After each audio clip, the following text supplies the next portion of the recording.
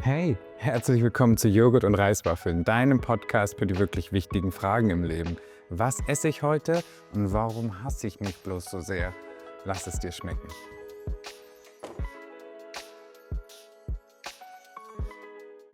Hi, ja, schön, dass du eingeschaltet hast. Wow, Episode 1 ist doch ein bisschen komisch, noch in die Kamera zu sprechen. Und ja, man nimmt sich was vor und dann irgendwann fängt man damit an. Schon verrückt, wenn man nicht ja, vorher an Prokrastination und Perfektionismus gestorben ist. Ich freue mich wahnsinnig. Für diese erste Podcast-Episode habe ich mir was Besonderes überlegt. Und zwar habe ich eine Freundin eingeladen, die liebe Nadine. Und Nadine wollte ich unbedingt in dieser Episode dabei haben. Sie ist nicht nur eine tolle Freundin von mir, sondern ein ganz toller Mensch. Und besonders hat sie einen sehr spannenden Werdegang, wie ich finde, oder eine sehr spannende Reise hinter sich. Und ich finde einfach, dass diese Reise einmal geteilt werden müsste.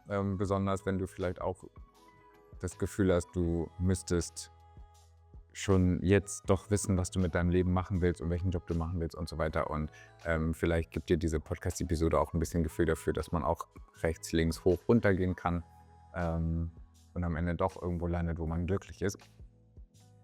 Genau, falls du heute nur per Audio dabei bist, mach dir nichts draus. Du hast videotechnisch in dieser ersten Episode überhaupt gar nichts verpasst. Wir hatten ein bisschen unsere Schwierigkeiten mit dem Setting. Also genau, es war eigentlich die ganze Zeit der Hintergrund scharf. Also wenn du Britney Spears im Hintergrund sehen willst, dann genau, schau dir das Video auch gerne an. Und auch mit dem Mikrofon hatten wir so unsere liebe Mühe. Das heißt, sollte es an der einen oder anderen Stelle mal ein bisschen schwierig mit dem Ton sein. Ich gelobe Besserung. Man kann ja immer nur ja, die Herausforderungen meistern, die einem gestellt werden. Und dann machen wir es beim nächsten Mal besser. Ja, und dann würde ich aber direkt sagen, kommen wir zum Thema der heutigen Podcast-Episode. Und zwar ist ja der Titel, wie du wahrscheinlich schon gelesen hast, auf der Suche. Und im besten Fall wird das irgendwann nochmal eine Serie, die ich starten möchte mit ganz vielen Menschen, weil ich glaube, wir sind alle so ein bisschen auf der Suche nach irgendwas. Meistens auf der Suche nach uns selbst, nach der großen Liebe, nach dem perfekten Job. Irgendwas suchen wir ja gefühlt immer. Und dafür starten wir quasi mit Nadine, weil sie auch ein Mensch ist, der für mein Empfinden auch sehr auf der Suche war, viele, viele Jahre und ich das Gefühl habe, sie hat gefunden, wonach sie gesucht hat. Und ja, diese Journey möchte ich heute einmal mit dir teilen. In dem Gespräch mit Nadine gehen wir darauf ein, warum es uns manchmal vielleicht so schwer fällt, Dinge loszulassen, dass wir sehr verbissen sein können, wenn es darum geht, Dinge zu erreichen, die wir unbedingt haben wollen. Auch wenn wir vielleicht wissen, dass das gar nicht unbedingt das ist, was wir wollen. Wir sprechen über Auswanderungspläne nach Australien und London und kommen am Ende so ein bisschen auch zur Corona-Krise zurück, warum die vielleicht auch dafür gesorgt hat, dass wir alle so ein bisschen mal die Bremse reingeschoben haben und uns gefragt haben, oh, ist das, was ich eigentlich gerade machen will? Wir sprechen darüber, dass uns der Begriff Karriere nicht so gut gefällt. Und ja, falls du dich fragst, was eine Aufnahmeleitung in einem Tonstudio macht, dann bist du nach dieser Episode auf jeden Fall auch schlauer. Und dann würde ich sagen, gehen wir doch direkt rein in mein Gespräch mit Nadine. Und wir starten mit dem Lieblingsthema der Berliner, Wohnungssuche. Okay, ja, würde ich sagen, ne, wie du hast gerade gesagt, springen wir Einfach rein. rein. Ja, voll schön, dass du da bist. Also wirklich, es ist schon eine Weile her. Was hast du denn gesagt? 2 Jahre? Das ist der Wahnsinn. Zeit vergeht irgendwie einfach viel zu schnell. Ich glaube aber, es war ähnliches Wetter, als wir am Stadtpark waren. Also es war auch super kalt und ich glaube, es war auch irgendwie Frost oder Ja, so. ja. Magst du mir vielleicht ein bisschen sagen, wie es dir gerade so geht? Ah, gut, ich bin umgezogen vor 4 Wochen, ähm, und ich bin jetzt wirklich in 4 Jahren dreimal umgezogen und, ja. Und es reicht jetzt auch langsam. Also, es ist jetzt grade schön, an 'nem Ort zu sein, wo ich das Gefühl habe, ich kann mal wieder ankommen, so. Also, ich war irgendwie sehr, sehr viel in Bewegung jetzt die letzten Jahre und bin aber immer.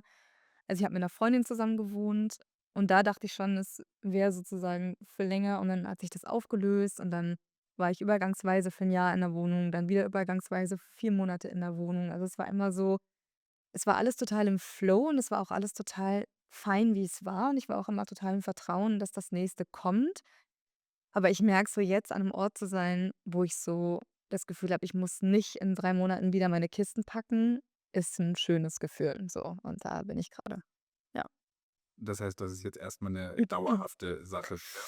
Dauerhaft her, also zumindest für so 2 3 Jahre, genau. Und ich finde, es kann so viel passieren. Also, in 3 Jahren kann so viel passieren. Das ist für mich völlig fein so, aber ich habe so gemerkt, so ein Jahr hätte mich jetzt nicht setteln lassen.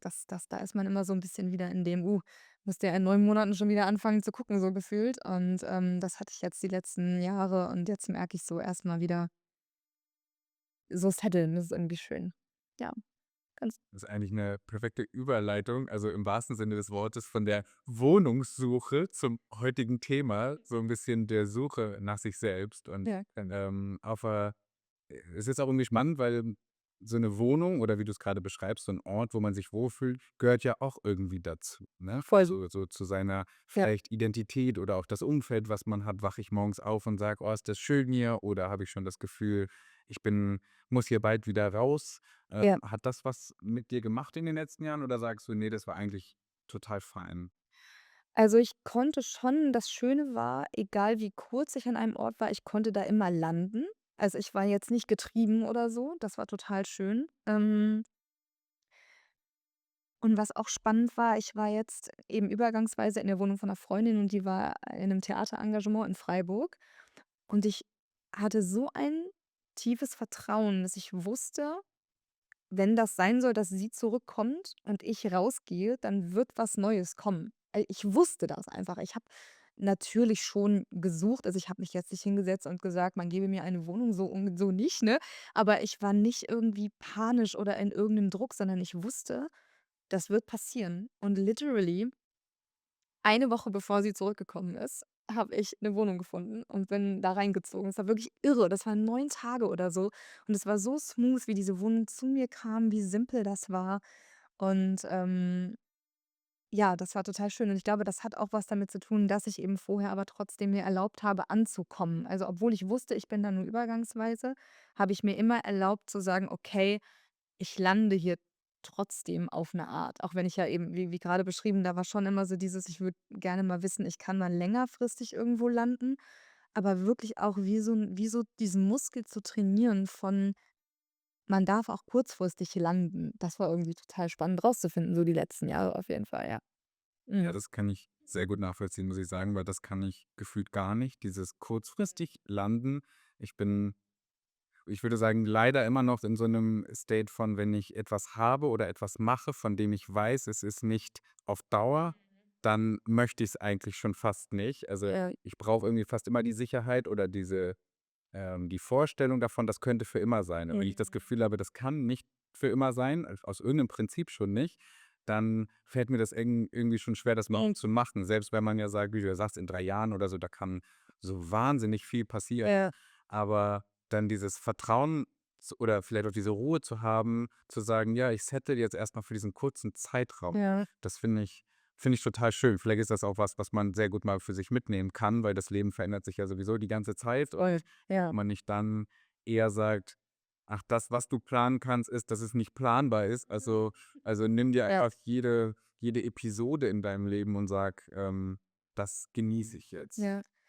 Das ist spannend, weil ich habe eben auch, also, ich habe mal 'n Satz gehört, den fand ich sehr berührend irgendwie, lebe quasi in jeder Wohnung so, als wäre es deine letzte sozusagen, auch wenn du weißt, eben, du bist da nur für 'n paar Monate, um das wirklich auch completen zu können. Und ich weiß zum Beispiel, die Wohnung, wo ich mit 'ner Freundin zusammen, gelebt habe, das ist dann so 'n bisschen unschön auseinandergegangen und die letzten Monate war das die ganze Zeit so und ich will eigentlich nur noch weg.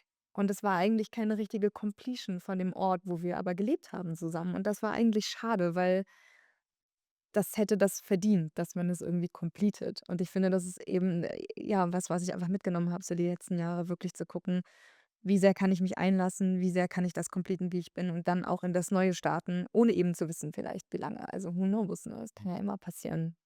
Who knows?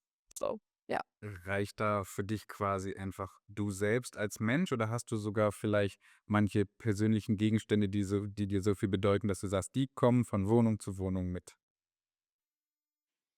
Hm, Oder richtest du irgendwas in einer Wohnung immer wieder so ein, dass du ja. sagst: „Das brauche ich“ oder „Das ist etwas, das ist mir einfach wichtig, damit ich mich da wohlfühle?“ Es ist spannend, weil ich habe zum Beispiel jetzt ein paar Möbel einlagern müssen in der Zeit, wo ich halt übergangsweise bei einer Freundin war und, hatte auch ein paar Kisten eingelagert und habe manche Dinge einfach vergessen, die ich obwohl es nur 4 Monate waren. Ich habe die Kisten aufgemacht und war so: „Oh what, das hast du?“ Und ich dachte so: „Krass, was man so für Dinge hat, die man eigentlich gar nicht vermisst, wenn man sie nicht hat.“ Und auf der anderen Seite habe ich immer mein Sofa zum Beispiel eingelagert gehabt und ich habe mich so gefreut, dieses Sofa wieder zu haben und da meine Kissen draufzulegen und das hat mir irgendwie voll 'n Gefühl einfach von wirklich zu Hause gegeben. Das war ganz schön, meine Bilder aufzuhängen, oder ich habe so Parfums in so ganz schönen Flaschen, wenn ich die aufstelle. Das hat so was total fast Königliches, finde ich, wenn du so Bilder hast und eben diese Parfums und ja, zum Beispiel mein Schlafzimmer jetzt in der neuen Wohnung ist ganz kalt, also, weil, Ewigkeiten nicht geheizt worden in der Wohnung, einfach, Verglasung und so, wie in so einer Eishöhle. Und trotzdem, wenn du da reinkommst, fühlt es sich super royal an. Einfach nur durch diese kleinen Sachen. Und das freut mich mega. Also, so kleine Sachen irgendwie einfach. Ja. Ja, ist auch wieder spannend, das Konzept von Dinge behalten. Also so Mhm. sollte man Erinnerungen sammeln oder sich schneller von Sachen trennen. Ich habe auch das Gefühl, da gibt es immer so ein bisschen 2 Lager. Also zum Beispiel, ich würde sagen, meine Mutter, die ist komplett von: „Du kannst doch nichts wegschmeißen“ und möchte mir eigentlich jedes Mal, wenn ich zu Hause bin, irgendwie 'ne Kiste von alten Sachen in die Hand drücken, wo Mhm. ich immer sage: „Ah Mann, schmeiß das weg.“ Und dann kriege ich immer diesen bösen Blick von: „Das kannst du doch nicht wegschmeißen, Ja. deine alten Schulsachen“, wo ich denke, ich lese mit euch nicht durch, weil sie 'ne Fiegenkast in Bio irgendwie in so 'ne Mappe Nicht gekritzelt habe. Photosynthese. Genau. Ja. Hast du würdest du sagen, du bist da so in der Mitte oder bist du Ich bin da tendierst gut drin. ja, Ich kann das gut. Ja, grade so durch die Umzüge in den letzten Jahren habe ich das echt gelernt, wirklich kategorisch Sachen auch wegzuschmeißen. Und spätestens dann beim zweiten, dritten Umzug, wenn du so denkst: „Das hattest du doch beim letzten Umzug auch schon in der Hand. Du wusstest nicht, ob du's mitnehmen solltest.“ Also, bin da ganz gut drin, glaube ich. Ja. okay. Ja, Ja. das ist vielleicht auch ja, vielleicht auch was, was man so in sein Leben generell mitnehmen kann, ne? Sind wir wieder bei dem Thema episodisch vielleicht fühlen, denken, handeln. Kannst du das mit, ich sage mal, mit Menschen, mit Situationen, mit Jobs, vielleicht auch mit Zielen auch, dass du sagst: „Okay, da kann ich 'n Cut machen“, sagen: „Okay, das Kapitel ist jetzt vorbei, das kann wieder weg.“ Oder würdest du sagen: „Ah, da fällt's dir vielleicht manchmal schwerer mit dem Porten?“ Gute Frage. Ähm, Ich bin so 'n Mensch, wenn ich fühle, dass was wahr ist, dann kann ich unheimlich schnell „ja“ sagen zu etwas. Und dann kann ich d aber auch, wenn ich fühle, das ist vorbei, das unheimlich schnell wieder loslassen. Also, das ist 'ne Stärke von mir. Aber es gibt auch einen Teil, der manchmal gerne festhalten möchte an Sachen und dann so insistiert oder dann so eben, ich hatte zum Beispiel jetzt letztens 'ne Situation mit, jemandem, wir sind befreundet, auch schon länger und, so 'n Test machen kurz? Kurzer Test. Man weiß es nicht. Es hat gepiept. Wir halten die Spannung. Okay, nutzen wir die technischen Schwierigkeiten für eine kurze Pause. Halten wir noch mal ganz kurz fest, die Wohnung, in der wir leben oder das Haus, der Ort, macht schon viel mit uns und kann auch schon ein großer Teil sein auf der Suche nach uns selbst. Wo kann ich mich ausleben? Wo fühle ich mich wohl? Wo kann ich mal ganz ich sein? Wo kann ich mich ausruhen? Wo kann ich mich vielleicht auch zurückziehen? Nadine sagt, sie braucht jetzt nichts zwingend in ihrer Wohnung, irgendwas, was sich wiederholt oder was immer wieder da sein muss oder was auf gar keinen Fall da sein darf. Ich weiß nicht, wie ist es mit dir? Sagst du, du brauchst irgendwas, was du immer wieder aufstellst, ansonsten fühlt sich das nicht nach deiner Wohnung an. Nimmst du vielleicht sogar irgendwas mit in den Urlaub? Habe ich auch schon gehört, dass Menschen manchmal irgendwas Besonderes mitnehmen, weil sie einfach sagen, das stelle ich mir auf den Nachttisch. Ja, kannst gerne mal schreiben, finde ich wahnsinnig spannend. Ähm, Was ich aber besonders spannend finde, was Nadine gesagt hat, ist den Punkt, sich erlauben, kurzfristig irgendwo zu landen. Und ich glaube, das ist etwas, was wir hier mal kurz für uns verinnerlichen können. Ähm, wir sind ja alle doch sehr getrieben nach diesem Bedürfnis von Sicherheit. Ich muss wissen, oder ich möchte wissen, was ist in der Zukunft und ich möchte am besten alles so gut wie möglich planen können.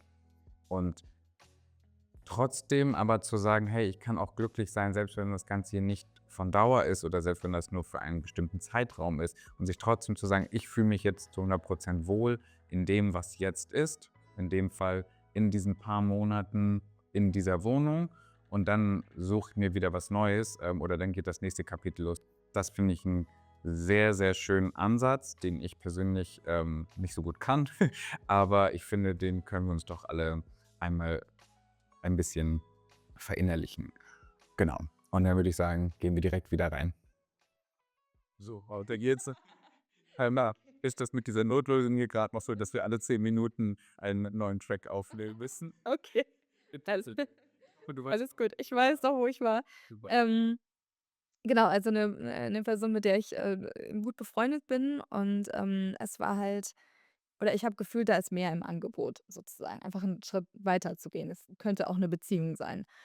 Und die Person hat es auch gefühlt tatsächlich, hatte dann aber bestimmte alle möglichen Gründe, die mit dem Leben der Person zu tun haben, wie auch immer, wo sie einfach irgendwann gesagt hat, so: „Nein, das kommt für sie so nicht in Frage.“ Und ich wusste in dem Moment, dass das Nein also, ich wusste, dass das, was im Angebot ist, wahr ist. Ich wusste aber auch, dass das Nein wahr ist, weil die Person nicht dahin kann gerade. Es geht einfach gerade nicht. Das war die Wahrheit zu sagen „Nein.“ Und es gab aber einen Teil in mir, der wollte aber festhalten an diesem: „Ich fühle aber noch, dass da was im Angebot ist und ich fühle“ so. Und da habe ich wirklich ein bisschen gebraucht, das loszulassen. Also, dann auch, mir das reingezogen eine Weile immer wieder und das auch dann so zirkuliert, anstatt einfach zu sagen: „Ey, es ist einfach gerade nicht das, was es sein könnte“ und damit fein zu sein. Also, wenn man so ein eigenes Investment hat, das merke ich schon, dann fällt es mir manchmal auch schwerer, die Sachen loszulassen, ja. Ja. Würdest du sagen, dass die Person vielleicht sogar noch sehr stark auf der Suche war? Ich glaube, dass in der Beziehung zwischen uns sich ganz viel gezeigt und geöffnet hat für sie. Und dass das aber der Purpose war dieser Beziehung. Also, dass es eigentlich damit sozusagen complete war. Und das wollte ich aber nicht einsehen 'ne Weile. Ich wollte gerne, dass es dann doch bitte noch 'n Stück weitergeht. Und, das ist spannend zu fühlen, weil ich glaube, wir kennen das alle. Man fühlt eigentlich, dass es wahr ist, aber man will es nicht loslassen. Einfach ja, genau. Ja, tatsächlich finde ich, das spricht ja eigentlich sogar dafür, dass du in dem Fall jetzt, auf den Kontext bezogen sogar gar nicht mehr gesucht hast, sondern sogar gefunden hast, Mhm. gesagt hast: „Oh, das ist das, was ich vielleicht sogar gesucht Ja, habe.“ voll. Und dann trotzdem aber zu sagen: „Okay, also Ja. selbst wenn es vielleicht das ist, was ich gesucht habe, kann ich es vielleicht gerade nicht haben, weil es einfach Ja. einfach nicht funktioniert“, so, ne? Genau so, genau. D super, ja, das meinte ich mit dem, weil mein Ja war sehr: „Yes, ne, let's go for it. That's it“, ne? Kein rechts, kein links, keine ich kann da sehr absolut sein, sehr immediate, sehr absolut und habe mich ich habe immer so 'n Bild von so 'nem galoppierenden Pferd, das so 'ne Vollbremse machst und die Mähne geht so nach hinten und die Hufe so in den Sand. Und, ja, das war also, ich habe selber mir mehr Schmerz reingezogen, als eigentlich notwendig gewesen wäre, weil ich eigentlich gefühlt habe it's complete in dem Moment, in dem es complete war, so, ja. Also, deswegen ist deine Frage super, ja. Ich vielleicht können wir da sogar direkt noch tiefer reingehen, weil ich das total spannend finde. Also, schon von Tag eins, wo ich dich damals kennengelernt habe, hatte ich das Gefühl, du, hast einen Plan. Also, du weißt genau, was du willst und, wo du gerade sagst, dir fällt es dann schwer, Sachen loszulassen, wenn es sich wahr anfühlt, wenn es sich Mhm. richtig anfühlt. Ähm, und das passt sehr gut, weil genau das habe ich von dir auch immer wahrgenommen, so dieses: „Nee, ich weiß ja aber, was ich will und was ich auch dafür tun muss Mhm. und ich bin bereit, das zu tun, auch wenn dieser Weg gerade super anstrengend ist.“ Ja. Und das fand ich immer unfassbar beeindruckend, also mir das anzugucken sozusagen, so eine Zeit lang ja auch aus einer sehr nahen Perspektive und auch zu sehen, wie wie schmerzhaft das zum Teil auch war und trotzdem aber zu sehen, dieses: Okay, du möchtest das nicht loslassen, weil du halt so sehr fühlst, das ist aber das, was du möchtest. Mhm. Magst du da vielleicht ein bisschen was von mir teilen? Ja, spannend. Das war eine sehr spannende Zeit. Boah, das ist 10 Jahre her, ne? Also, Wahnsinn. Ja, klar, mit dem Schauspiel, ne? Das war natürlich was, was ich absolut gefühlt habe, dass das mein Weg ist. So haben wir uns ja auch kennengelernt übers Schauspiel. Ähm, und es ist aber spannend, weil ich eigentlich jetzt rückblickend schon sehr früh gefühlt habe, dass mich das eigentlich nicht hundertprozentig glücklich macht. Also, da war schon, würde ich, glaube ich, sagen, auch eine. Also, ich würde sagen, ich habe eine sehr lange Ausdauer. Das ist ja auch das, glaube ich, was du sagst, was du beeindruckend irgendwie fandst und das stimmt auch, aber da war auch ein Teil, glaube ich, der eben vielleicht again ein bisschen verbissen war, das auch durchziehen zu müssen. Ich hatte diese Ausbildung gemacht, meine Eltern hatten die bezahlt. Die Ausbildung war natürlich auch nicht ohne. Man wollte in den Beruf starten. Man wollte ja jetzt auch nicht plötzlich ohne irgendwie also, plötzlich noch mal was Neues machen. Du hast das gemacht, das fand ich wiederum sehr beeindruckend. Das kam für mich gar nicht in Frage. Und deswegen habe ich das wie so ein bisschen: „Ja, aber ich habe doch jetzt diese Ausbildung, also muss ich doch das jetzt auch machen“, so. Und habe aber eigentlich gemerkt, dass das eine ganz schöne Spirale war, die mich gar nicht so glücklich gemacht hat, wie ich mir manchmal verkauft habe, das war. Und, muss echt sagen, durch Corona, dass da so ein Stoppmoment kam, denn ich wollte ja nach London gehen damals und dort die Schauspielerei weiterverfolgen, hatte das alles geplant, saß auf gepackten Koffern und dann kam der Lockdown und das ist wirklich ein Segen im Endeffekt gewesen, weil ich da plötzlich gemerkt habe, so: „Oh, stopp, willst du das wirklich? Was willst du denn wirklich?“ Und das hat mich wie so angehalten und, again dann zu merken, dass es nicht mehr war und dann konnte ich's loslassen. Ich musste mir aber eingestehen, es ist nicht wahr. Und dann ging das ganz leicht. Genauso wie ich, hast du ja auch mitbekommen, vor 2 Jahren nach Australien, gehen wollte.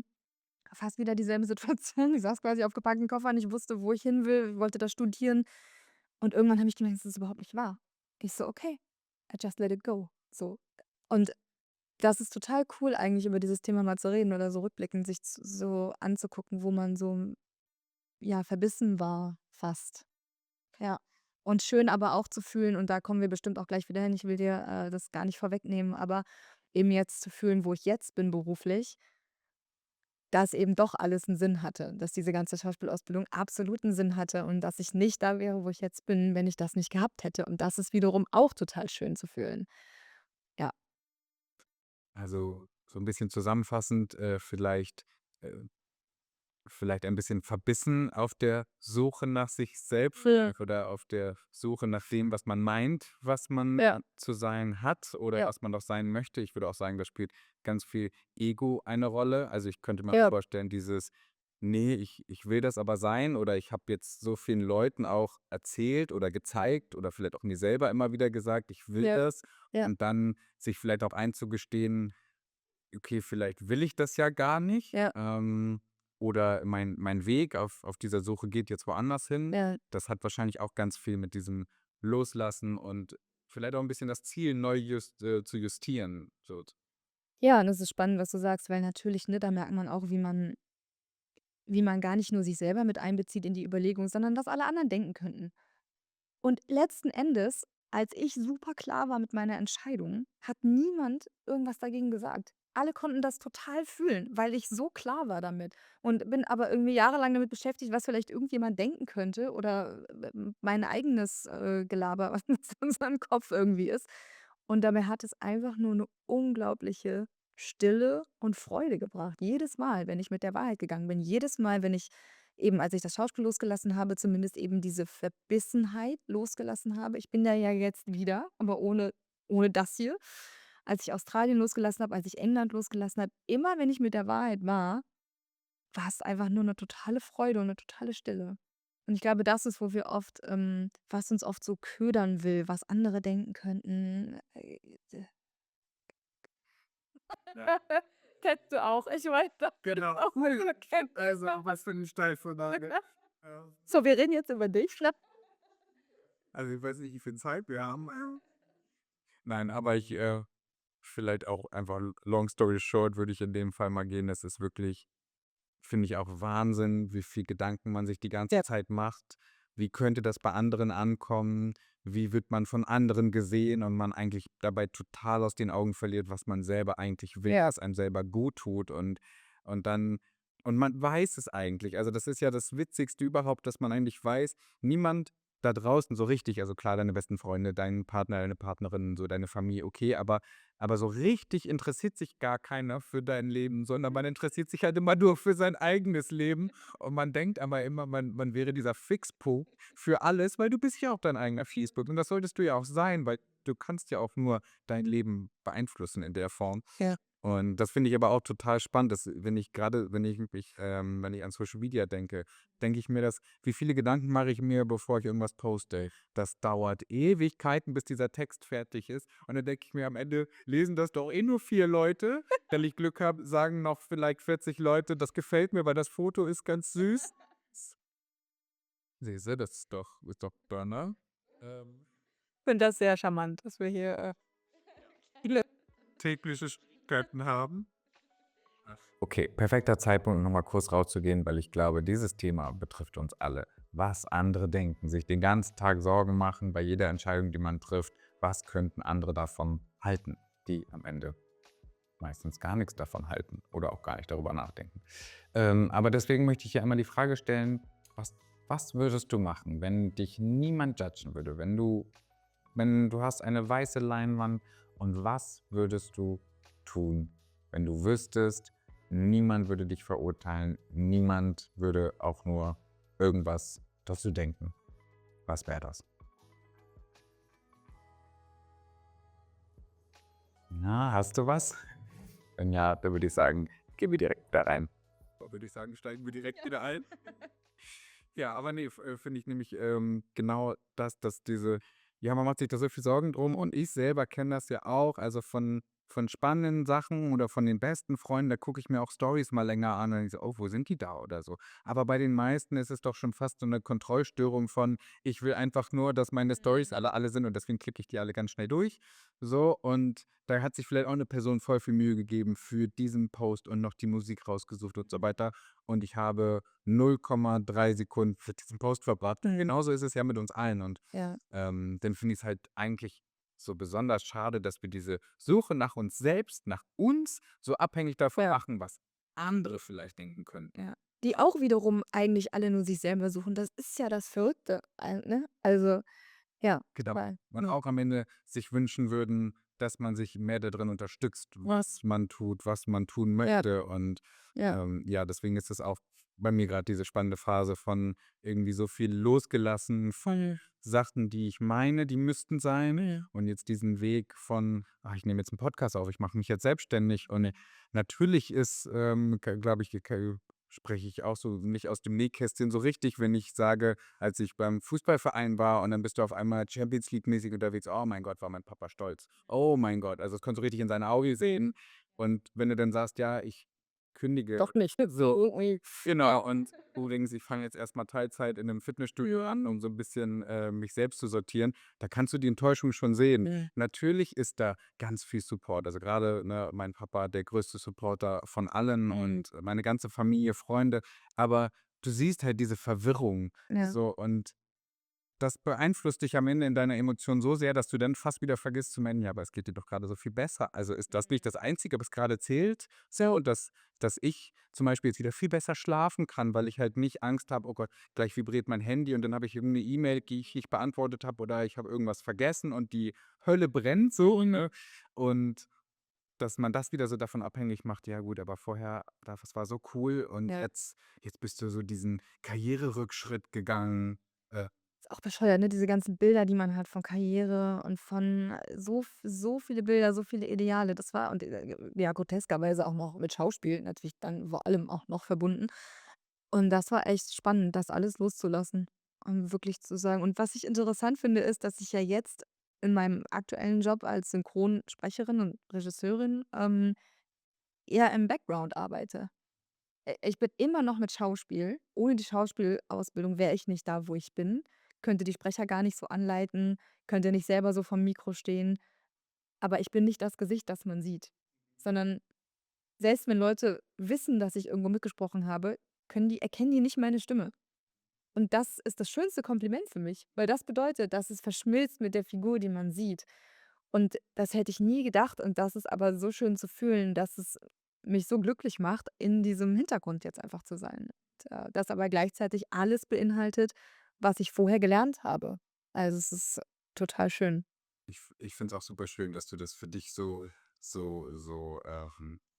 herzvoll annimmst. Ja, Und das finde ich wahnsinnig schön zu sehen, dass du da auch so strahlst, wenn ja, du davon sprichst. ja. Und ich musste gerade ein bisschen Hm. schmunzeln. Also, ich will mich da in die Story gar nicht so reinklinken sozusagen, aber ich finde das halt auch so spannend, weil wer weiß, ob quasi, wenn ich nicht Fernsehen und Film studiert hätte und du nicht Schauspiel, dann hätten wir uns nicht Genau. kennengelernt. Und wenn wir uns nicht kennengelernt hätten, hättest du vielleicht jetzt deinen Kollegen, mit dem du im Ja, Tonstudio arbeitest, vielleicht gar nicht kennengelernt, weil das absolut. so in meinem Freundeskreis, der ja mit mir auch Fernsehen und Film studiert hat, Ja, ob ihr euch dann kennengelernt hättet und dieser Job wahrscheinlich zustande nicht. gekommen wäre, who knows, Ja, ne? Und allein solche Wege kann doch kein Mensch planen genau. vorher. Und das ist das Schöne, sich wirklich hinzugeben, wirklich im wahrsten ich finde das englische Wort surrendern so schön, weil ich finde, das trifft es so genau. Das hätte man nie ich weiß doch, du hast mich gecastet für dieses Musikvideo, dann hattest du eine Fußballverletzung, ich hatte eine Blinddarm-OP, nur noch am selben Tag im Krankenhaus und vollgepumpt mit irgendwie Schmerzmitteln, habe mir dieses Video aufgenommen vor 10 Jahren und es war einfach Liebe auf den ersten Blick damals schon. Und, das hat so einen großen Teil meine beiden Jobs sind dadurch ja entstanden, weil es beides Freunde von dir sind und jetzt auch meine Freunde sind. Und deswegen, wer sind wir, dass wir eigentlich die Arroganz haben zu denken, wir wüssten irgendwas. Wir wissen gar nichts. Wir wissen einfach nichts. Und das finde ich immer wieder sehr humbling und sehr, sehr schön zu fühlen. Das finde ich auch 'n wahnsinnig schöner Satz, sich vielleicht auch selber mal diesen Druck zu nehmen, zu sagen: „Ich muss alles wissen.“ Du musst überhaupt nichts wissen. So, weil du's auch gar nicht wissen kannst, weil du weißt, was kommt rechts, was kommt links, und vielleicht da eher auch deinem Instinkt zu folgen. Und, ja, das ist wirklich eine super witzige Geschichte. Ich habe das heute noch, diese Facebook-Gruppe vor Augen mit dem Post für dieses Musikvideo. Ich weiß auch noch, die Freundin, die du ansprichst, sie wollte eine andere nehmen, die sich auch gemeldet hatte. Aber ich fand dich so sympathisch, dass ich gesagt habe, ich Ja. möchte unbedingt, dass du kommst. Ja, und dann diese ganze Blinddarm-Geschichte noch und man dann noch so wieder: „Oh Gott, nee, das können wir doch die jetzt nicht antun, da in den Keller zu laufen“, und alles war, herrlich, Ja, oder? ja, total, mega. Das ja, ja, Das finde ich auch, also, ich finde das super schön. Und dann zu sehen, ja, 10 Jahre ist es her, ja, was für einen unfassbaren Weg man dann nimmt, ja. den man damals auch niemals hätte für Ne, möglich gehalten. ne. Und Und was man eben auch und das finde ich so schön, was man damals dachte, was einen glücklich macht, ist überhaupt nicht das. Also, wir hätten niemals gedacht, dass wo wir in 10 Jahren sind, dass uns das glücklich machen würde, wenn man uns damals gefragt hätte. Und dahin zu kommen und loszulassen und zu sagen: „Irgendwas wird da oben oder unten oder wo auch man auch immer denkt, ja, was die Strippen zieht, dass wir es nicht sind, glaube ich, ist irgendwie klar, dass wir dass irgendeine größere Weisheit schon weiß, was gut für uns ist. Aber wir sind so damit beschäftigt, da so gegen zu kämpfen. Und deswegen, ja, immer wieder super schön zu fühlen einfach. würdest du also vielleicht sagen, dass man auf der Suche nach sich selbst ein bisschen mehr vertrauen sollte, dass die Dinge gut werden, wenn wir so ein bisschen, ich sag mal, vielleicht, also, ich glaube, Vertrauen in uns selber brauchen wir schon, dass wir in Ja. den richtigen Situationen stark bleiben, dass wir durchhalten, dass wir auch mal dass wir die richtigen Entscheidungen treffen, aber ja, würdest du sagen, da ist vielleicht auch ganz viel, ja, da sind wir wieder beim Thema Loslassen, oder? Mhm. Ich finde es spannend, weil ich weiß, ich ohne da jetzt, vorweggreifen zu wollen, aber du hast auch gesprochen, habe ich, glaube ich, gesehen, über richtig und falsch irgendwie. Bei LinkedIn, glaube ich, war das. Und ich finde das so spannend, weil auch da wieder, woher wissen wir denn, was eine richtige oder eine falsche Entscheidung war? Also, ich könnte zum Beispiel rückblickend sagen, mit dieser Freundin zusammenzuziehen, war eine falsche Entscheidung, weil es ist auseinandergegangen, es hat nicht geklappt, absolut nicht das gewesen, was es hätte sein können. Aber weiß ich, was wir beide lernen mussten in dieser Zeit? Also, again, ne, woher nehme ich das Recht zu sagen, das war eine falsche Entscheidung? Und, deswegen, ja, um deine Frage zu beantworten, ich glaube, es ist unheimlich schön zu merken, was hat man auch selber für Bilder von gut? Was ist denn gut? Vor 10 Jahren hätten wir auch gedacht, wie unser Leben aussehen soll, ist gut. Und da, genau wie du sagst, das Vertrauen zu haben, vielleicht nicht gut, wie ich heute hier sitze und sage: „Ich wünsche mir aber, dass es so ist“, aber immer für mich. Was auch und wenn ich das 5 Jahre später checke oder eine Woche später checke oder 10 Jahre später checke, aber ich bin heilfroh, dass ich heute keine Schauspielerin bin, die im Rampenlicht irgendwo steht. Heilfroh. Aber das weiß ich jetzt. Und deswegen absolut ja zu dem, was du fragst. Ja, ich glaube, dass alles gut wird, wenn man das so sagen will, ja. Das finde ich auch wieder spannend, dieser Weg, und seine eigene Erwartungshaltung, wie wir sie einfach ja auch jeden Tag anpassen und man dann immer auch erst also, gibt auch so einen schönen Spruch, wir denken immer vorwärts, aber so richtig das Leben leben tun wir immer nur rückwärts, so rückblickend. Und, gibt so einen tollen Spruch. Ich habe ihn grad vergessen, wie er heißt, aber so was in die Richtung. Ähm, und ich finde, da steckt halt so viel Wahrheit drin, Ja. dass wir jedes Mal, wenn man so einen bestimmten Meilenstein erreicht hat oder einfach so ein neues Kapitel im Leben erreicht hat, dann hat man immer so dieses: „Oh wow, ich will aber noch dahin oder ich will noch dahin. Und dann blickt man zurück und, fragt man sich: „Ey, wenn du deinem 18-jährigen Ich, deinem 22-jährigen Ich, deinem 28-jährigen Ich gesagt hättest, dass du aber da und da in 'n paar Jahren bist, dann hättest du doch vor Freude geschrien und Ja. gesagt: ‚Oh mein Gott, wie cool.'“ Ja. So, aber wenn du in dem Moment bist, dann bist du schon wieder so in deiner eigenen Bubble drinne, dass du wieder vergisst, dass du dir das mal so sehr gewünscht hast, vielleicht finanziell unabhängig zu sein oder, vielleicht weiß ich nicht, mit deinem Körper glücklicher zu sein oder mehr Freunde zu haben oder. Aber du bist dann immer schon bei dem nächsten Ziel Ja. und auf dieser ganzen Suche, ne, die Ja. ganze Zeit immer auf Ohne mal innezuhalten, so, ne? ja, und ohne das Gefühl zu haben, irgendwann mal anzukommen. Die nächsten 10 Minuten. Ich glaube, ich mache da wirklich so Werbeblocker rein. Gib, Ist das super? Dieser Podcast wird euch präsentiert von mir. Ja, wie cool wäre das, wenn irgendwann mal jemand wirklich Geld dafür bezahlt und für so einen Werbeblocker. Naja, träumen darf man und man soll ja sich auch was vornehmen. Also wer Interesse hat, die kann sich gerne melden.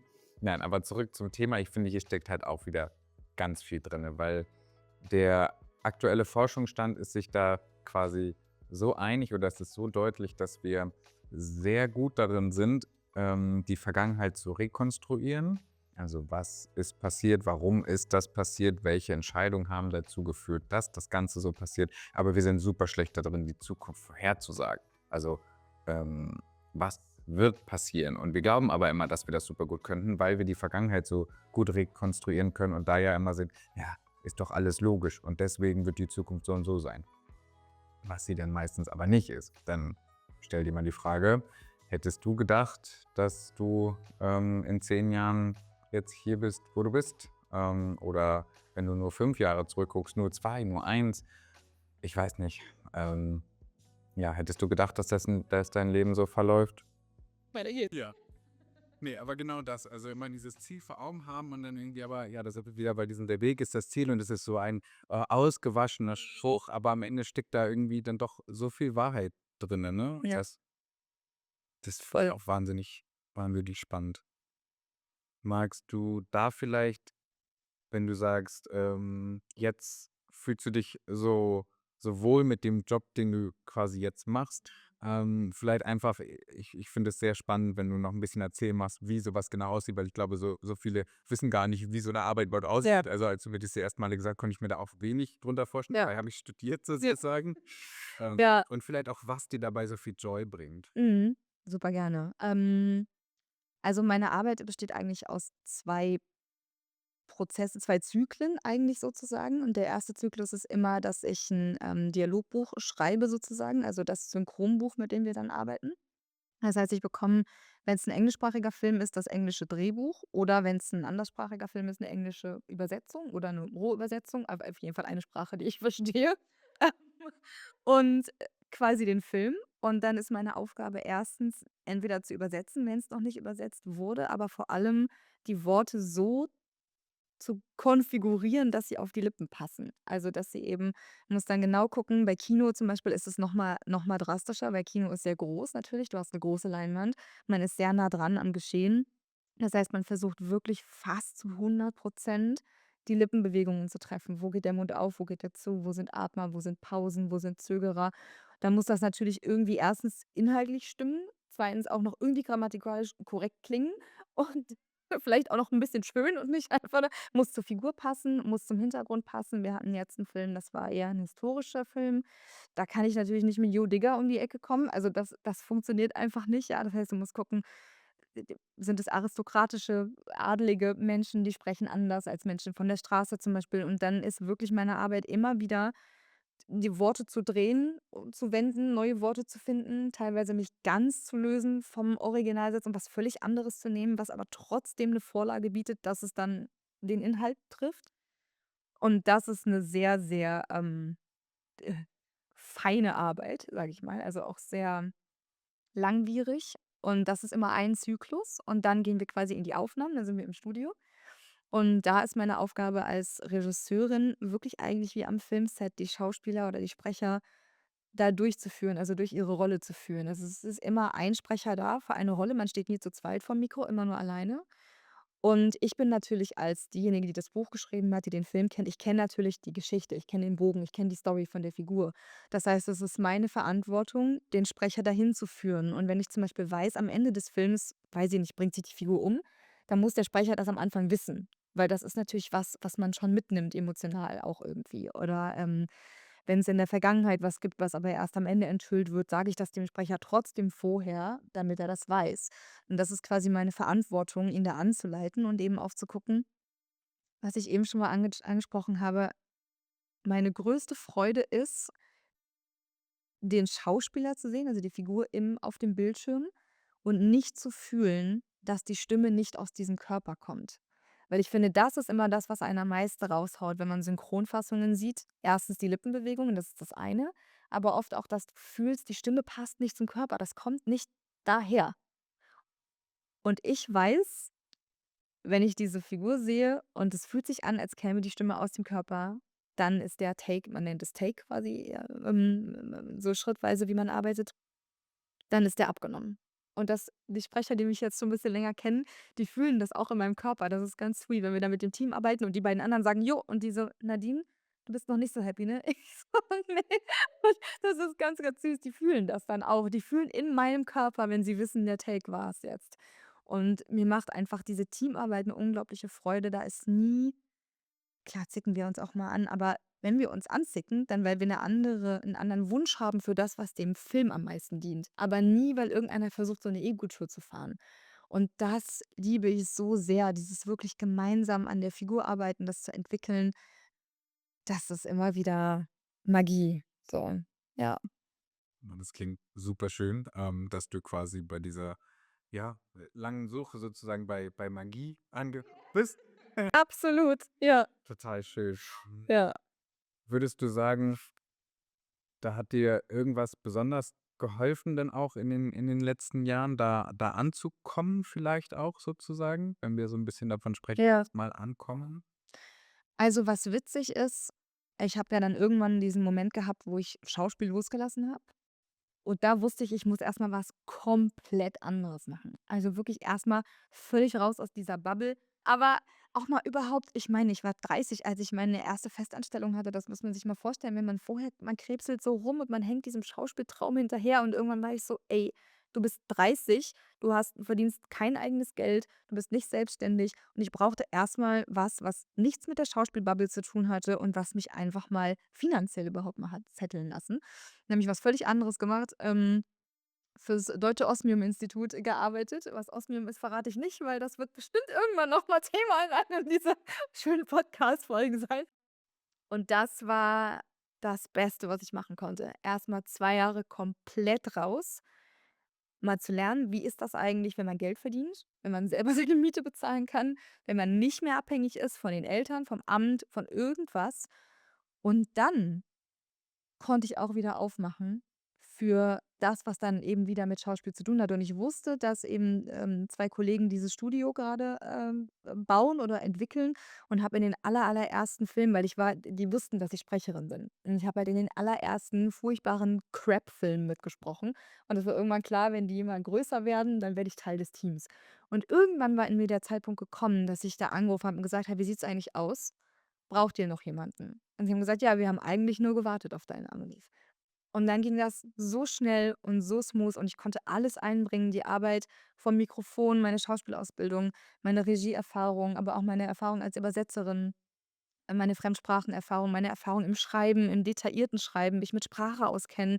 Alles, was ich so tröpfchenweise immer gemacht habe in meinem Leben, hat plötzlich ist sowieso zusammengekommen in diesem Beruf. Also, es ist total irre irgendwie. Also, macht mich jedes Mal wieder sprachlos eigentlich. Ja, Das ist super schön. Fast ja. bei Sprachlos bin ich fast quasi ja, aufhören wollen, weil Mhm. das dieser schöne Abschluss ist. Sag mir, uns, wie auch immer, aber bitte nochmal, wie hieß diese koreanische Serie, die du damals synchron gesprochen hast? SMS oder wie war das? Love Alarm. Zu finden auf Netflix. Er ist der einzige Mensch, der sie sich komplett angeguckt hat. Wir finden bestimmt Ja. was schön. Aber ich finde das richtig schön. Ich wollte unbedingt dich heute auch für dieses Thema, für diese Folge, auch sogar die erste Folge, so Ja, voll schön. dabei haben, weil ich kaum jemanden kenne, von dem ich das Gefühl hatte, dass sie auch so sehr auf der Suche war Mhm. für viele Jahre und auch von außen betrachtet, ich selbst manchmal auch gedacht habe, oh, warum macht sie sich das bloß so schwer?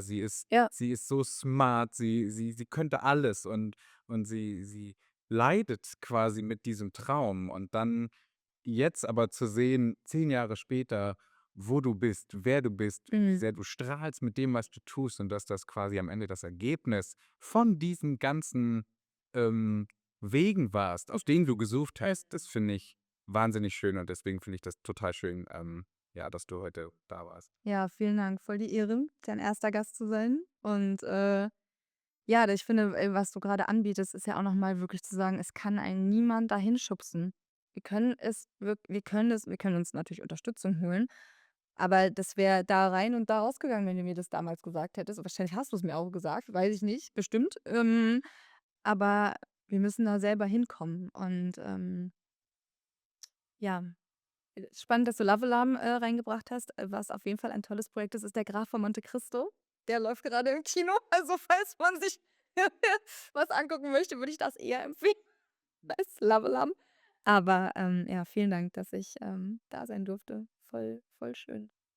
Das War mir eine Ehre. Wenn das alles hier ein bisschen gesetteter ist und so, dann würde ich mich total freuen, wenn du nochmal wiederkommst und sehr gerne. gern nochmal darüber sprechen, ja, wie unsere Suche so läuft nach, schauen wir mal, nach was auch immer. Hoffentlich nicht wiedersehen, ja.